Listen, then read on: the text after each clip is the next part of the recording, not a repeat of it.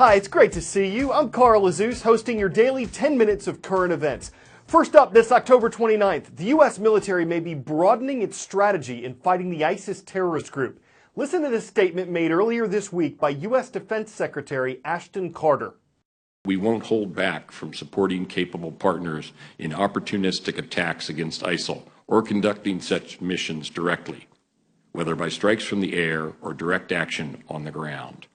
Those last three words, on the ground, are getting a lot of attention. The U.S. has been conducting airstrikes against ISIS for months. Last year, the Obama administration repeatedly said no U.S. boots would be on the ground, meaning Americans would not be in direct combat with the terrorists. But afterward, some U.S. officials suggested that might be necessary to defeat ISIS. And now it appears the U.S. is getting ready to put combat troops in action. The president, as commander-in-chief of the U.S. military, has not made a final decision on this. The White House says it's one possibility being presented. ISIS has taken over large parts of Iraq and Syria. Iraq's government says it already has enough soldiers on the ground and that it does not want American or any other troops joining its fight against ISIS. But as far as Syria goes, the situation's more complex, and it threatens to become a proxy war when external countries face off indirectly by giving military assistance to different groups that are fighting.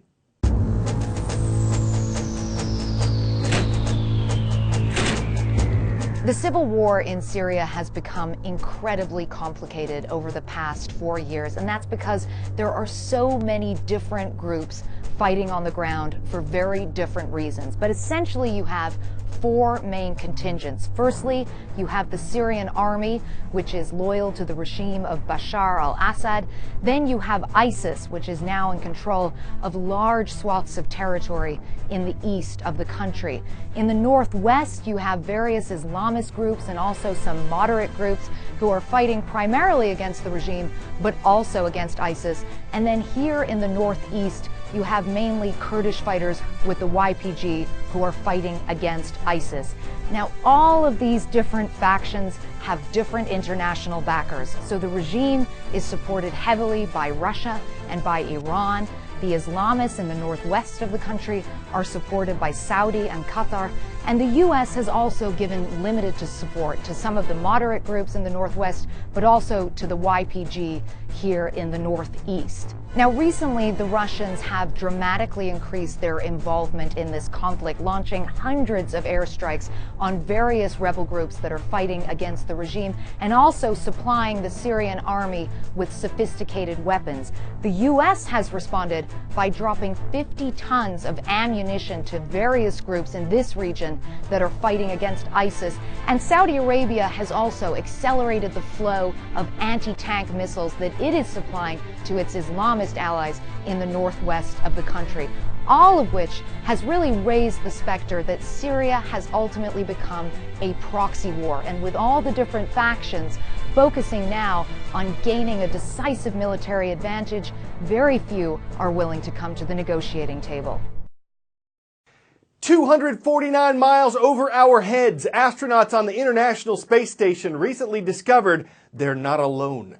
It's not aliens, though. It's bacteria, specifically Corynebacterium and Propionibacterium. Scientists think it just hitched a ride on space cargo to get to the station.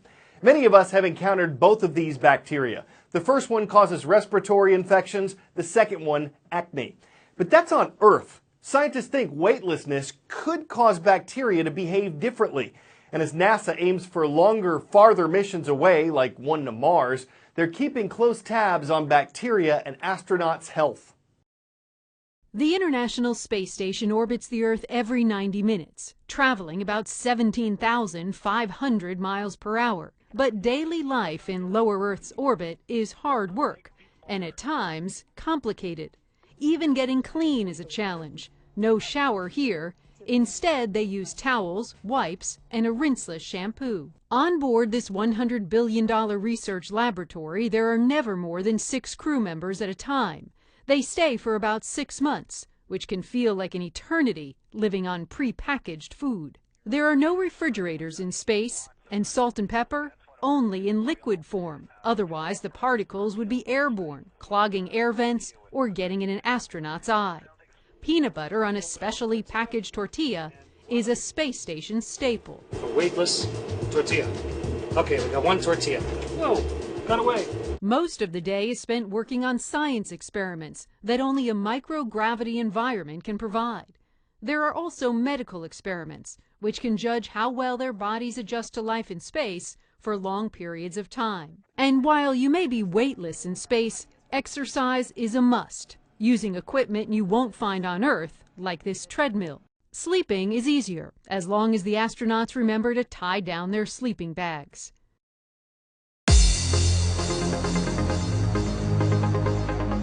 Any guesses on where you'd find the capital city, Manama? It's in one of the smallest countries in the world. For the first time on Roll Call, we're visiting viewers in Bahrain. Got a request yesterday from Modern Knowledge School in Jaffair.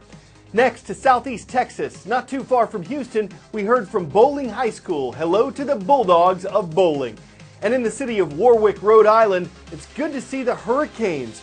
Warwick Veterans Memorial High School is on the roll. A former commanding officer in the U.S. Coast Guard said, "We protect those on the sea, we protect America from threats delivered by sea, and we protect the sea itself." For the 42,000 plus active military members in the Coast Guard, missions can look very different from base to base. Consider base Kodiak, on an island off mainland Alaska where the average water temperature can dip as low as 37 degrees Fahrenheit.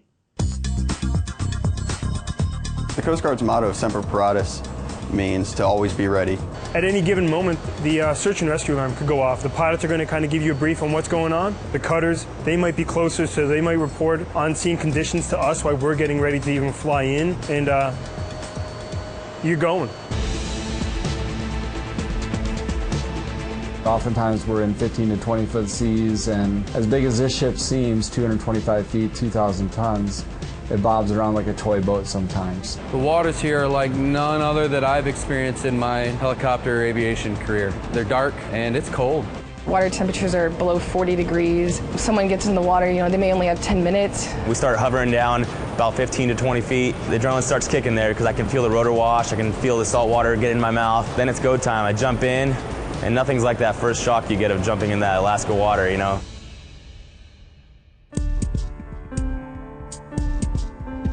The Coast Guard is the nation's oldest naval force. We were formed August 4th, 1790 by Alexander Hamilton, and since then we have been involved in every armed conflict that the United States has been a part of. Base Kodiak is the largest Coast Guard base in the Coast Guard in terms of personnel. Our area of responsibility is the whole state of Alaska, while some places down south are just a part of a city or half of a state. Just for us to transit from Kodiak to our most distant responsibility is equivalent to transiting from Oklahoma City to Los Angeles.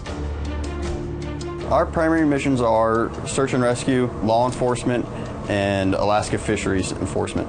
If it's crab season or halibut boats are out there, we're waiting for the big storms to hit. You could see how the weather changes in a heartbeat. 1 minute it'll be flat calm, and the next you're in heavy seas, fog, snow, rain. In the Coast Guard, we say we train like we fight. We all take it very seriously, and it shows. Our pilots and aircrew become extremely good and proficient in flying in all sorts of places.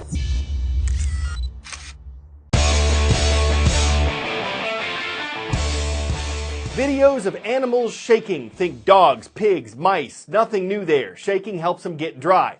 One that shows cats doing it, though, now that's unusual. A photographer who loves animals specializes in taking still pictures of this. High-speed videos just as fun. To get cats to shake, she gives them a bit of ear cleaner or just tickles their ears and watches them go. It's not just shaking, yawning, landing, licking an eye. It's all awesome in slow-mo. And it's catapulted them into stardom. Getting cats to shake it off is not always Siamese to do. Some think the idea is Sphinx. Some want to just keep Himalayan around. Some think that by shaking, they're not being chartreux to themselves. But if you catch a cat that you can use with Balinese, you could find yourself Havana great photo shoot with a calicopia of opportunity. I'm Carl Azuz, and Cat's Got My Tongue.